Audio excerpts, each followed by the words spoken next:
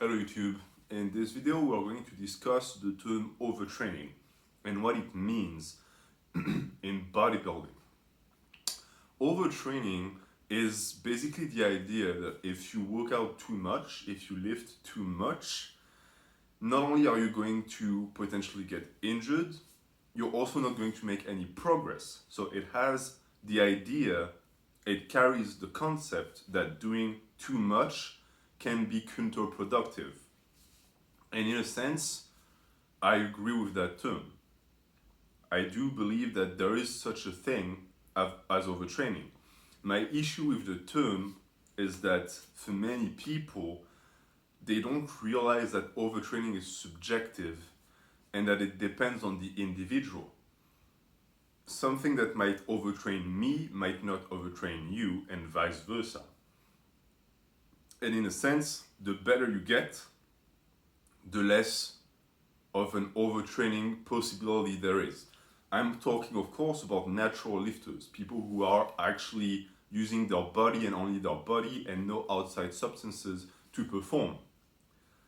In a way, I believe that natural lifters, one of our goals should be to be unovertrainable, meaning that you should be so good, your muscles should be so strong and resilient that no amount of work will get you sick, injured, or make you regress. And I think it's possible. I think that you can get to the point as a natural lifter where you will get mentally burnt out before your body gives up, meaning you're going to get bored before you can even reach the point where you overtrained. And for the most part, that's what's going to happen. Now, overtraining is a real issue for new lifters, especially those who are very motivated. Because when you start, you burn out fast and your muscles get tired fast. So if you do even just 2 or 3 extra sets, you might be overtrained and you might be burnt out for a little while. It's usually never going to be anything more serious than that, unless you get rhabdo, which I've heard people get when you over-exert yourself. But from what I've seen, rhabdo usually occurs when you do too much intense cardiovascular exercises and when someone pushes you. So if you have a coach that's forcing you to finish the reps or the sets, then usually, yes, it can happen. But when it's just you, you're sooner going to suffer an injury than an actual disease like rhabdo. It's not going to happen like this, in my opinion. So to understand overtraining, you need to also understand that we should say underrested or under-recovered, because overtraining, when it happens during the same session, is basically impossible for anyone who has a tiny bit of experience. But what can happen is you can train too much on a session and not give enough time for your body to recover, so that when you go in for your next session, you are not 100% and you're wasting your time, or you risk an injury, or you're not at your best.